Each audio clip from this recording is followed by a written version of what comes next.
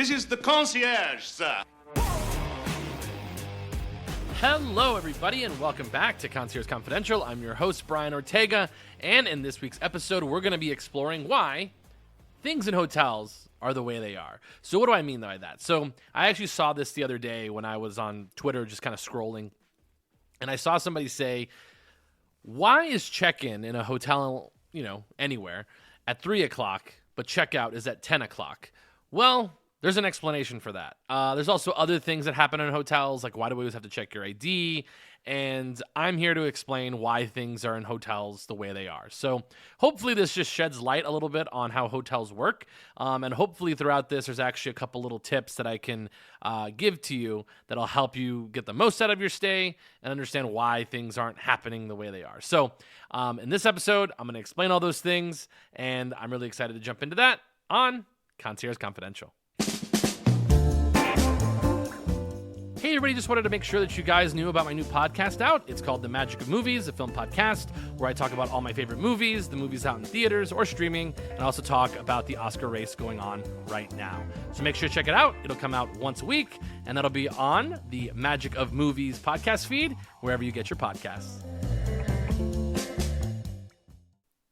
Okay, everybody, so let's go ahead and dive into it. So explaining why things in hospitality are the way they are. So let's start with the first one that I highlighted, which was check-in and check-out. So this one's actually pretty easy to explain, and I feel like most people understand this. Most of the time, check-in in Las Vegas is at 3 o'clock, and then checkout is typically at 10 or 11, depending on the hotel you're at. I believe if you go to other cities, checkout's usually like 11 or 12, but it's important to note that people always get mad about this, but you have to remember when you book your stay at these hotels, you're booking them based on nights. So that is what we're guaranteeing, is that you're going to have a place to sleep that night. So that's why they book them on nights and not days. That's probably a pretty good distinction. But a lot of times, if you get into Vegas early enough, you can check in early without there being a cost most of the time and get into your hotel. Obviously, if you're staying at hotels that are in like a really populated area or a really touristy area like Las Vegas, like the Las Vegas Strip is, or during a big event, it's really hard to turn those hotels over. The hardest days to check into a hotel early are obviously Fridays. Fridays and also Sundays, which those are the busiest days of the year, or busiest days of the week, I should say. Because you have to remember, that's when the major rates change. It's typically Thursday into Friday. You have a lot of people that are staying during the week, and they have to check out before Friday, because Friday is when the rates go up times 2, sometimes times 3, and then they all leave on Sundays. So those are probably the hardest days to do an early check-in. So if you wanted to sort of plan ahead, you can always try getting here on like Thursday and then going, checking in early or doing all that good stuff. Typically, if you are staying during the weekdays, you're able to check out a little bit earlier, a little bit later as well. So how can you go about this without actually having to pay? So by checking in, I always recommend try to get into Las Vegas at least by noon. Typically, you'll always see this, especially beginners to Las Vegas always think this is like a hard rule, that if they say check-in is at 3 o'clock, that's the time you have to check in. Honestly, guys, that's the last time you want to actually be checking in, is at 3 o'clock if you can avoid it. Typically, I would say it's best to check in very early. I would say like 11 or 12. Sometimes they'll have a room available for you. That's also a good time to check and see if you're able to get any room upgrades at that time, just because that's when they have the most availability, because either those rooms haven't sold yet or those rooms haven't been booked last minute. So they're able to do those upgrades earlier in the day. It's also good to book later in the day. So typically like, let's just say like 9 or 10 o'clock, which that's more risky because then you're dealing with, they're giving away rooms at that point, not giving away rooms, but they're booking all the rooms that they're in, and people who asked for upgrades earlier in the day have now got them. But if you get there later in the day, those rooms, if they still are available, might be available for an upgrade. And it's a really easy way for them to give you that room. I would recommend the checking in early part because it's much less risky and it's much easier because they know the inventory they have before people start checking in later in the day. It's only happened like maybe once that we were actually checking in. It was a really busy weekend, and we were not able to check in at noon and go to our room. But the good thing is that when you check in early, you're able to sort of figure out what room you're in. Sometimes they'll usually say, hey, your room is going to be on like the 6th floor. So my mom got sort of semi-comped rooms, so it's a different like bank of rooms themselves. And they originally said, oh, you're going to be on the 6th floor. My mom doesn't like to stay on the 6th floor. She likes high floors because she likes views and she likes taking pictures. So she then requested for a higher floor. There was no extra charge, and they were able to book a higher floor. Obviously, this helps because she is a part of the M Life program, which is through MGM Resorts. This is a rewards program. Most places have rewards programs, which I would say this is like the number one thing to do is to be part of the rewards programs because they are free. Obviously, it does take a little bit of money to get to those next tier levels, but you should definitely look at hotels that have just opened, places like Resorts World, Fontainebleau. It's a little bit easier to get to their next level just because they set them at a little bit lower bar than a lot of other properties. So just keep that in mind as you're sort of exploring the sort of rewards programs. MGM is pretty tough. Caesars is actually pretty good. The good thing about Caesars is that they have many different properties across the nation, so you're able to use this closer to home rather than having to come to Las Vegas all the time. That's the problem with M Life, is that M Life, there are not that many MGM properties outside of the U.S. But the cool thing about MGM is that they are connected to the Marriott's or the Marriott Bonvoy program. So if you're already a Marriott Bonvoy member at a certain tier level or a certain level, you can actually match it to whatever the appropriate rewards tier credit or tier level is in Las Vegas. So definitely something to look into. You can check it out online, and it's always, very easy. But we always try checking in early, and really this was like the first time that they said that your room is not ready and you have to wait, which it is very annoying, I understand. But the good thing is you can utilize the bell desk. The cool thing about Las Vegas is that we have a very large, very dedicated bell desk, which if you've ever walked in the back of where the bell desk actually puts your bags, pretty secure, I have to say. It's kind of funny because when I used to work at MGM, the bell desk area was basically like almost a mini warehouse where they would just have these rows and rows and rows and bags. And the reason that we were able to access it, that's actually where the refrigerator was for our flowers that we would keep on hand. It was also how we were able to get directly to the bell desk and talk to the workers there, which is funny to just sit around in chairs, which I'm not gonna say they do it all day, but they are very, very quick and they're very snappy about it. And what I like about the bell desk is that the bell desk are sort of the remnants of old Vegas where they know they have to be quick. And I think I enjoy that. That's sort of like this old school part of Vegas that I still really enjoy. So the bellmen move very, very quickly. The hardest part about getting to the bell desk is calling them, but definitely utilize the bell desk whether you're arriving or departing. Just a personal anecdote, I went to San Diego and I was meeting up with my family and they weren't coming in until later in the day, and the room, I believe, was the checkout was at 11 and they weren't going to be there till like 2 or 3. So I was nervous because I was like, what do I do with all my bags? I tried to do a late checkout. They were having a concert at Petco Park. So I kind of knew I wasn't going to be able to push it back, but they were able to push it about 30 minutes. So I think checkout was actually noon and they pushed it to 12:30. But I understood why they had to like kick you out of the room. But they're not. That's the time that you paid for, and it's just sort of like a courtesy to extend that time. But they did have a little like storage area to be able to put my bags, which is basically a very small storage closet. But you do what you got to do. It's also very, very different because in Las Vegas it's expected. But very much recommend utilizing the bell desk. The bell desk, how should you work it? So the bell desk itself is free. It's complimentary. It's part of your stay.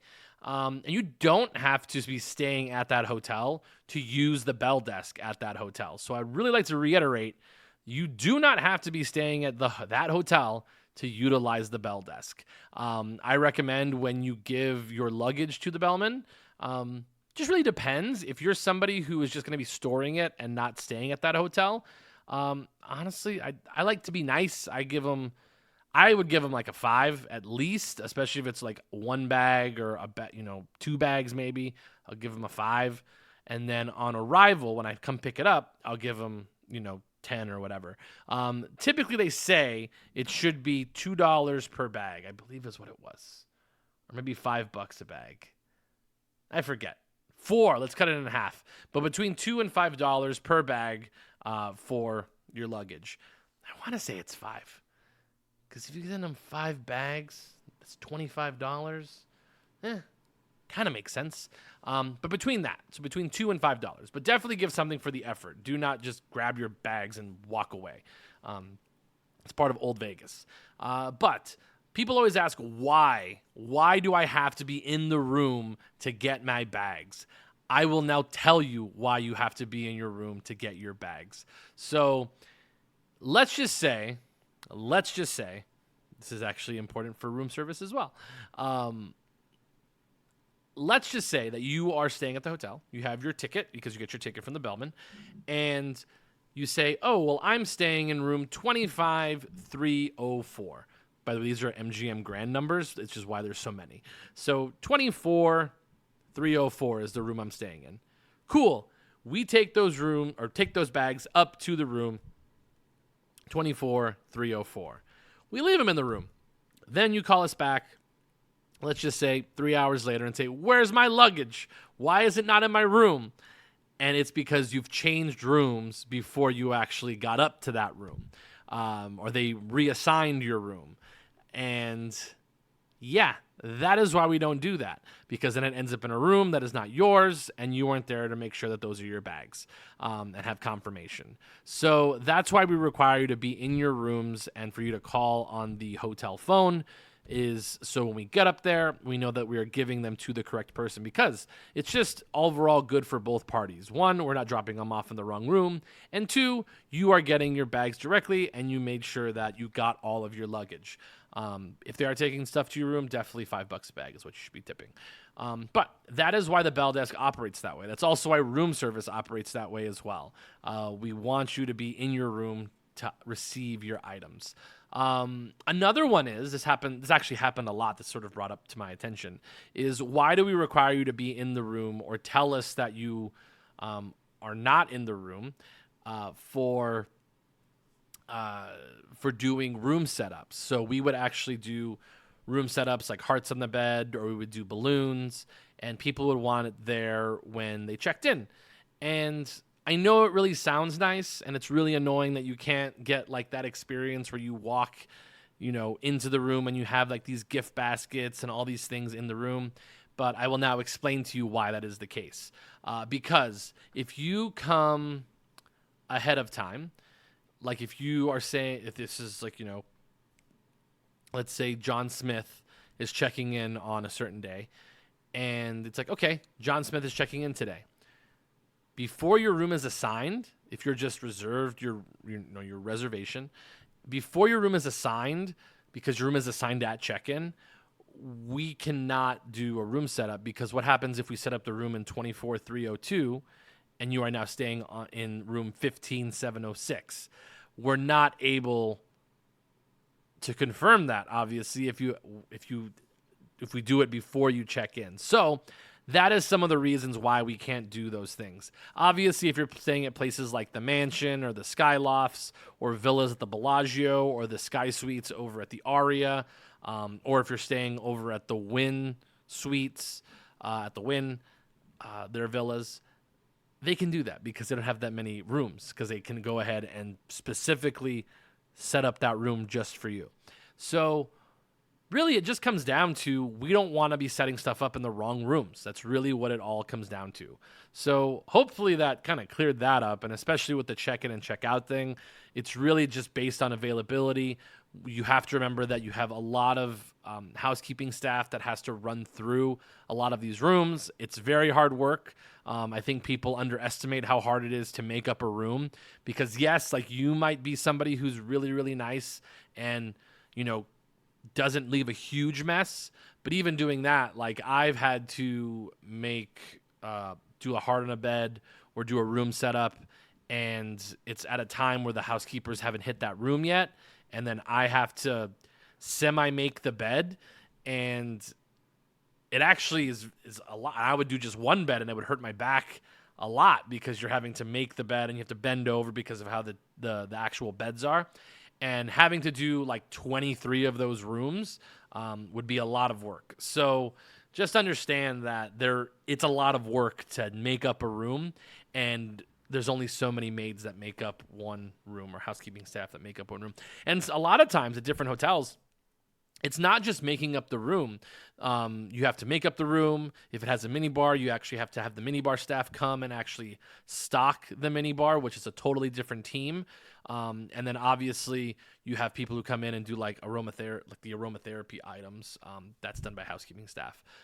But there's many of these different things that have to take place before your room is actually ready and to fit up to those standards. So just know a lot goes into making up a room. So moving on, let's get down to what concierge used to do a lot. So a lot of people would order their tickets. They would order them online, and then they would go up to, and let's just say they didn't print them out, or they want to print them at the desk, or you would get people who would book with their host and they want to pick up their tickets, or they book them through a third party like Vegas.com and those kind of things, and you have to pick up the actual physical ticket. People always bring this up, is why do I have to show you my ID to get your tickets? So I want to say I was actually pretty cool about this. I was very, very chill about you picking up your tickets. I tried to be as nice as possible. For example, I shouldn't have done this, but if it was like your wife picking up the tickets and your wife was cool about it, I would probably give it to you. Usually you had to be the wife. That was like the biggest thing, is like you had to be the wife, and the wife or husband, excuse me, whoever is the opposite person that's not on the tickets. As long as your names matched and also your addresses, I would give you the tickets. I would be like, oh, like this is for Steven Johnson and you are Mrs. Johnson. Like you're like, let's call it Jennifer Johnson. And you guys had the same address. I'd be like, you'd say, this is my husband purchased the ticket. I was like, who purchased the tickets? And then they would say the husband, and I'd say, cool. And then I would check your ID and give you the tickets. That's totally fine. But if you walk down and you say, oh yeah, my host booked these tickets for me, and I'd be like, all right, cool. Who's your host? All this other good stuff. And then just say, oh yeah, I'm John Smith. Give me my tickets. Well, the thing is, I can't give you those tickets, just because what happens when I give them to the wrong person, and then that other John Smith comes to pick up their tickets and they can't pick them up, and now we have a lot more issues. So really, I know it's somewhat inconvenient, but to be fair, it does say to show your ID when you pick up your tickets, and that is why we put you through that entire process. Also, people always ask, why do we check IDs so much in Las Vegas? I think this has been explained to a lot of people who've ever visited, but we are a very popular tourist destination. It's just like New York, LA, and people always say, well, in LA and New York, I don't have to check my ID as much. Well, in Las Vegas, we're a pretty popular place for money laundering, and a lot of that other sort of fraudulent behavior. So that is why we do check IDs. We make sure at least everything is matching to our best ability, and that's how we process the tickets. So that is why we go through so many ID checks, and then we have lots of trainings on these, more than I care to mention. But that is the case of working in a hotel. So moving on, let's talk about restaurants and party sizes and all that other good stuff. So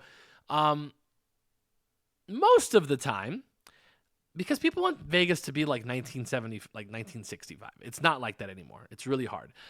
So with restaurants, this is the way that it works, is that if you are changing your party size from 3 people to 4 people, or from, let's just say, 5 people to 6 people, that's typically not a problem, because usually all of our tables are set up for even number of people. So if you go from 3 to 4, it was probably at a 4 top table anyways, and it was going to have an empty chair at that particular space.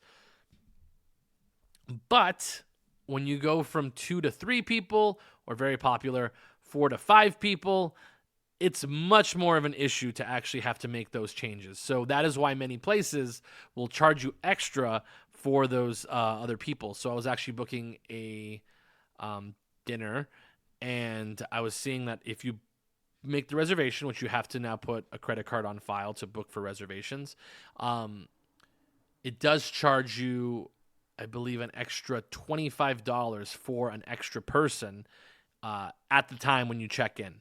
So again, this is all when you check in. Obviously, if you book ahead of time, that's a change. But always recommend reservations. I don't like to recommend, doing this. But every once in a while, we would pull this little trick. Is that it would be for, because this happens. So this little trick for everybody out there. If you have a group coming, and this is if they don't have it available. So let's just say you have a group of 6 people coming to your reservation. So a group of 6 people. So let's just say if you click down, this is how I would sort of look around. I would say, oh, what if I could do 5 people? And you kind of have to play these little tricks with the reservation system. Is you click for 5 people and it has available reservations at that time.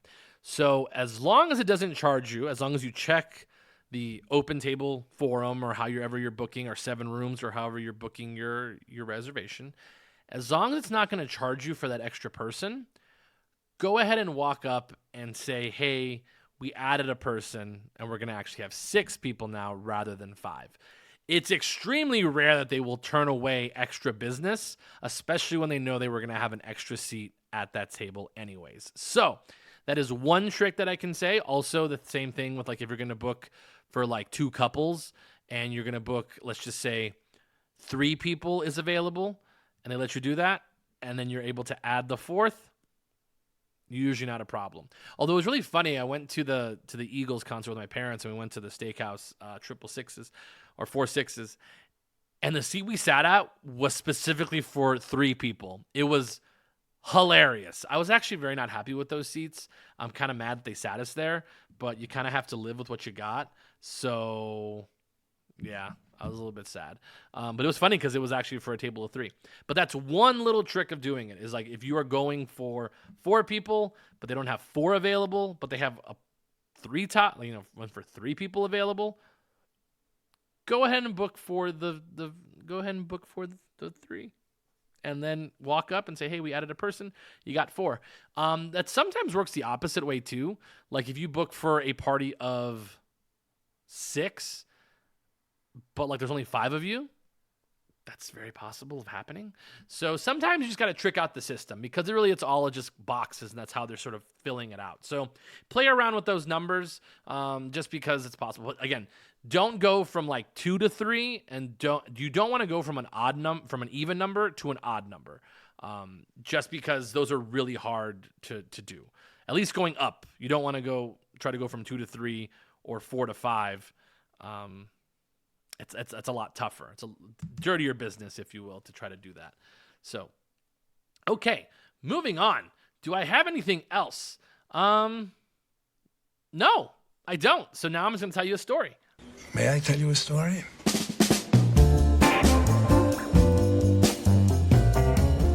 Okay, everybody, so it is story time here on Concierge Confidential, so let's dive into it really quickly. Short story, but I honestly would be the greatest Uber driver in Las Vegas. Honestly. I do not follow... I don't follow traffic laws. I don't follow like a GPS. I just kind of know where things are around the Strip. By the way, caveat, I would only be an Uber driver if it was on the Strip, and that is the only place I would be. But I would get up and down the places very, very quickly. So I wanted to see the World Series at the Beer Park. Shout out Beer Park. It's a great spot sometimes. So I went from my house, which my house is about 20 to 30 minutes, depending on traffic, to the Strip, and also depending on what part of the Strip I want to go to. So it was 4:30. I was trying to get to watch the game, which started about 5:10. So that meant I had about light 40 minutes to get to where I wanted to go. And again, it was probably like 4:35 when I actually left. So 30 minutes. Let's call it 30 minutes. So mind you, there was actually an event going on at Allegiant Stadium, a football game, so it was going to be busy. So I start moving and grooving, and I'm trying to get to Beer Park, which Beer Park is at the Paris Hotel. And this is what I was going to do, absolutely love the new addition of there's an off ramp that gets you to a bridge that connects you to the Cosmopolitan. It's sick. So there I go. I'm on my way. As I'm driving, don't hit no traffic. I get to my bridge. I get to the parking garage. By the way, pro tip, if you can't park on the first sort of down level of the Cosmopolitan parking garage, just go down to the next level to P3. It doesn't matter. I always like to park closest to the west elevators, so you basically have to drive the entire length of the parking garage to the other end. Don't go to the first one, and then go down to P3, and that's where you can get pretty good parkings. It says it's for the Polo Towers. Don't worry about those. But I still park like kind of where the entrance is. Anyways, so then I go up, walk over to the Beer Park. So the way that I do it, I go exit by the barbershop and then over to Bellagio. And when I get to Bellagio, they have that long crosswalk, which it's funny, on the weekends they actually have crossing guards, which is nice. So then you cross the street and then over to the Paris. And this is just such a pro tip I want to tell everybody, and this is especially if you're by yourself traveling in Las Vegas or like two people. Every time you're gonna walk up to a hostess and there's a line built up. There's 5 people in this line. It says wait to be seated. If you know you're gonna sit at the bar, don't fucking wait for that. Just book it past it. You just say. Don't even say anything. If they're talking to another person, don't even interact. Just walk straight through. Obviously, if there's a security guard, maybe stop and give them your ID because that's probably what they're asking for. And then just keep walking. All you got to say is, hey, I'm sitting at the bar. Or, hey, I'm meeting some friends on the inside. Whichever lie works for you, good for you. Or just tell the truth and say you're going to the bar. That's what I did. Because if I would have waited, I would have just been waiting because hostesses take for absolute ever, especially when it's busy, trying to place you in different sections of the entire space. So I just go right through. I found my spot at the bar, sat my ass down. I was in my seat right before first pitch of Game 1 of the World Series, which I did have the Dodgers, so thank you very much, Freddie Freeman, for hitting that grand slam in extra innings. So, sat down, kind of gauging the room. It was a perfect night. The weather wasn't too bad. The sun's coming down. I wish I could see more of the fountains, but because of F1, you can't really see it. So, get to watch the game, and oh my God, this world has so many people in it, and I get it. And it was cool. I had some cool people from LA next to me. They were really, really nice, drinking some pictures of, I believe they were drinking Corona or Pacifico. I was drinking Kona Big Waves. People next to me were just amalgamation of different things. And just watching the game. It's cool.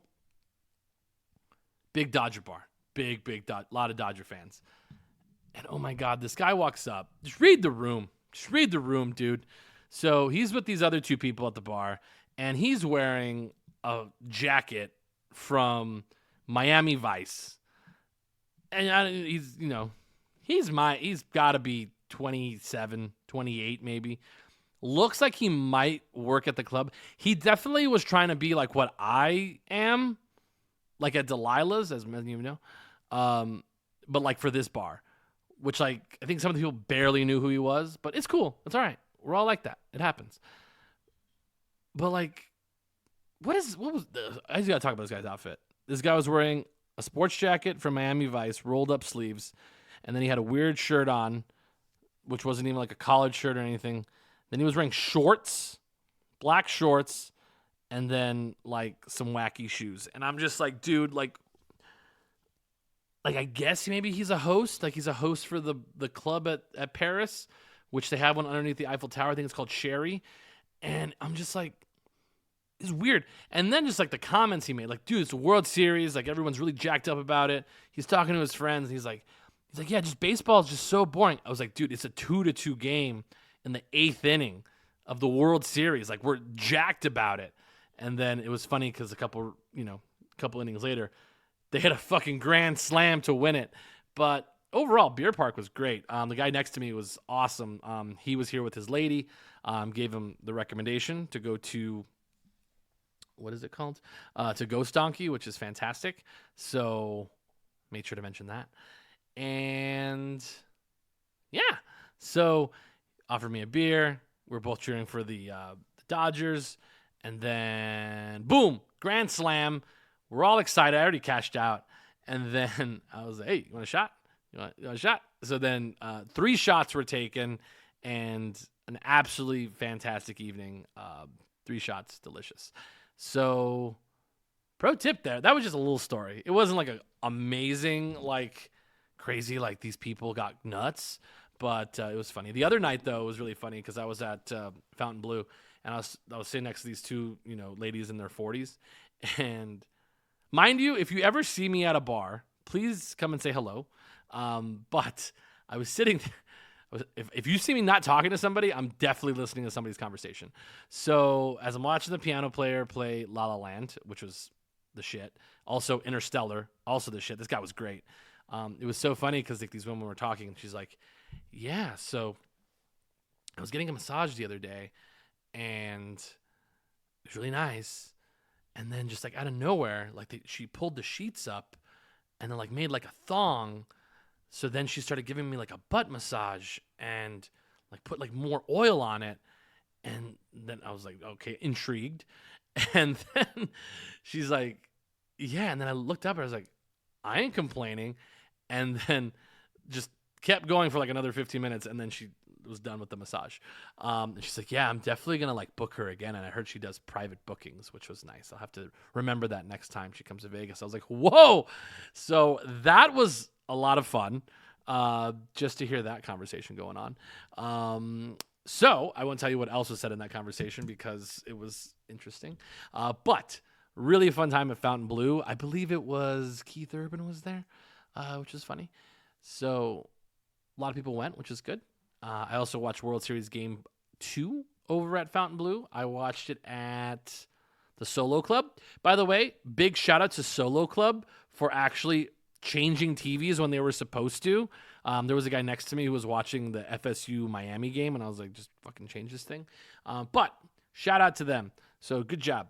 So anyways, that's been the pod, guys. So hopefully you guys enjoyed this week's episode. I know front loaded with all the good stuff of how to work the system a little bit in Las Vegas. But make sure to check us out on all of our social channels, Concierge Confidential _LV. You can also check me out, Brian _Ortega 26, and check us out on TikTok at Keys to Vegas. I finally figured out my new editing system, so hopefully I'll be able to put some more videos up. I know we've been dormant pretty long time, but hopefully we'll get some videos up soon.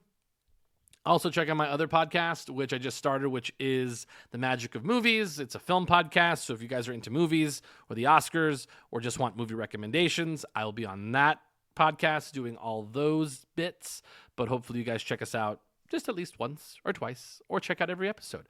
So thanks again, guys, for listening to the episode. Hopefully I'll see you guys again next week.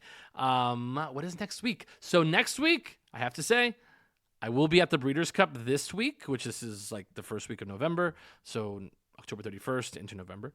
And I may do an episode on what it's like to go to the Breeders' Cup, but we'll see. That'll be more of an experience-focused podcast instead of like recommendations. But yeah, we'll make sure to hit those that Breeders' Cup. So anyways, thank you so much for listening. If you see me out in town, make sure to come up and say hello. And remember, keep it confidential.